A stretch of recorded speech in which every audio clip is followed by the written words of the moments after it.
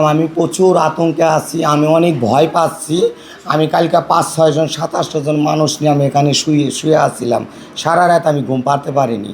আমি অনেক আতঙ্ক আছি। আর বিভিন্ন জায়গা থেকে আমার গুরু মারা তারা আসছে, ঢাকা থেকে আসছে, বাইফেল থেকে আসছে, মানিকগঞ্জ থেকে আসছে। কেন সবাই আইসা আমাকে দেখতে আসছে। আইসা কেউ ৫০০-১০০ এমনি করে আমাকে দিতেছে। আমার তো যা আছে আমাকে সব সর্বনাশী করে ফেলাইছে। আমরা অসহায় মানুষ। আর আমি এখনও অতি সাবধানে। তারপর আমি সবাইকে বলছি যে আমার এখনও জিনিসগুলো এখন আমার কোনো আইনের আওতায় আনা হইতেছে না, এখন আমার জিনিসগুলো আমার উদ্ধার হইতেছে না। আর আমার এখন আমার জীবনের একটা নিরাপত্তার দরকার। আমি জীবনে অনেক ঝুঁকি নিয়ে চলতেছি, আমি রাস্তায়ও বাইরে হইতে পারতাছি না ভয় পাইয়ে। যারা যারা আমার বাসায় এই জিনিসটা হামলা করছে তাদের ভয় যে কোন সময় আমাকে মেরেই ফেলে না কি করে, এটা তো আমি বলতে পারতাছি না। আসলে এইটার জন্যই এটা বড় একটা ঘ্যাং আছে। আমার এইরকমই ধারণা লাগতেছে। আজকে ২০-২৫ বছর ধরে আমি এই ডগরমুড়ার ভিতরে থাকি, জীবনে আমার এইসব ঘটনা কোনো দিনও হয় না, কোনো দিনও আমার এইসব ঘটনা হয় না। আজকে দেখেন আমার হিজড়ারা, আমার কত ১০০-২০০ আমরা হিজড়া আছি, সাভারে ২00-২৫০ হিজড়া আছি, সবাই অসহায়, পারতলে মাটি নাই আমাদের। আমি কয়টা গরু বাছুর পালি, আমার গরুর খামার আছে, আমি টার্জেন্টারদের, আমি এখানকার সাভারের গুরু মা, আমার গরু বাছুর পালি। আমি ঈদের ভিতরে কটা গরু বাছুর পাইলা বিক্রি করে আমি কটা টাকা জোয়াইছি। কেন হিজড়াদের একটা স্থান নাই, পারতলে মাটি নাই যে আমি এক জায়গায় ২-১ ডিসমিল জায়গা কিনা, যে কোথাও ২-১ ডিসমিল জায়গা কিনা দেখিয়া দেন আমি একটা স্থানে আমি একটা করে দেই। আমার এই জিনিসটা হইল না, আমার ঘরটা করলো। তাইলে আমরা হিজড়ারা কি করে খাবো? আমরা হিজড়ারা কি করে খাবো? না পারবো কাজ করে খাইতে, একটা ব্যবসা বাণিজ্য করে খাইতে। ব্যবসা বাণিজ্য করে খাইতে গেলে, একটা জিনিস করতে গেলে এই যে এরকম ঘটনা ঘটতেছে। তাহলে আমরা কি করবো? আমরা এটা প্রধানমন্ত্রী, আমরা সরকারও আমরা আহ্বান জানালাম এই জিনিসটা আমাদের তারেক রহমান তাকে আসসালামু আলাইকুম, সেও জানি এই জিনিসটা জানি আমাদের জানি নজরে দেয়। আমরা তো ব্যবসা বাণিজ্য করে খাইতে পারি না। এই কোরবানিতে আমি রেডিও কলোনিতে গরু বিক্রি করছি। এই কোরবানিদের ভিতরে মেলা সাংবাদিক ভাইয়েরাও গিয়েছিল, দেখছে আমি অনেক গরু বিক্রি করছি। কটা গরু টরু বিক্রি করে আজকে আমি কটা টাকা জোয়াইছি। যারা অসহায় হিজড়ারা আছে, যারা মুরব্বী হিজড়ারা আছে, তাদের আমি একটা বাসস্থান করে। আমাদের সাভারের ভিতরে কেউ ওরে কোন হানে ২ ডিসমিল জায়গা নাই, ২ ডিসমিল জায়গা নাই।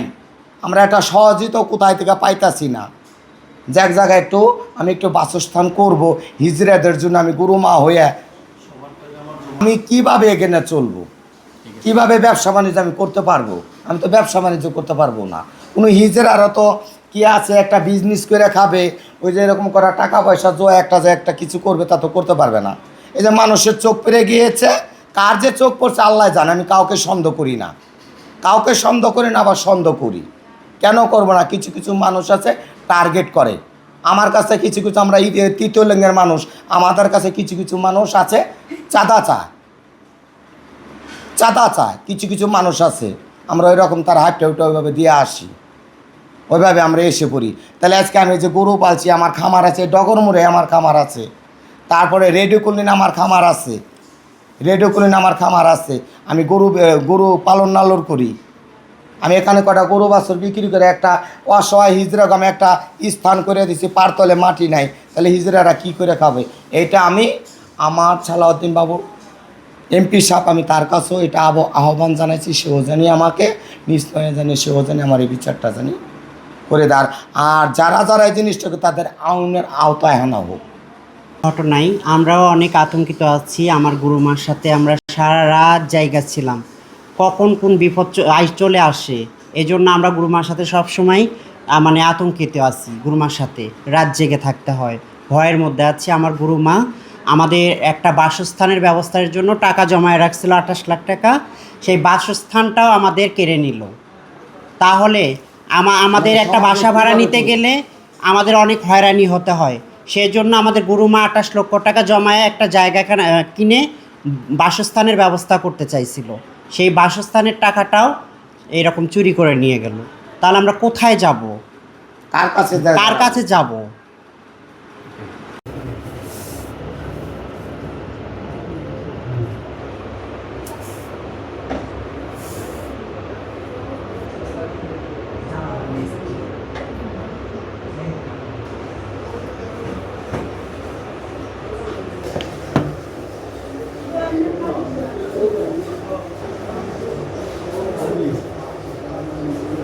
আশুলিয়া থেকে আসছি। এই যে আমার শিষ্য মেয়ের উনি ঘরে ডাকাতি হইছে, তো বিভিন্ন জায়গা থেকে বিভিন্ন হিজড়ার আমরা এখানে আসছি। আমরা তিলে তিলে তিলে তিলে 10টা 5টা টাকা জমায় রাখি। আমাদের এরকম একটা দুর্ঘটনা হয়ে গেছে, আমাদের শোক ভিতরে, আমাদের কষ্ট, সেই জন্য আমরা দুইটা কথা বলার জন্যে শাপলার কাছে আসছি। আমরা তো এটা প্রশাসনের কাছে চাই, বলে আমাদের সুস্থ একটা বিচার হোক। আজকে উনি রয়েছে, কালকে তো আমার হবে না, এটা তো কোনো কথা না, হইতেই পারে। সেই জন্য আমরা এই বিচার চাই, প্রশাসনের কাছে আমরা আইনের কাছে বিচার চাই।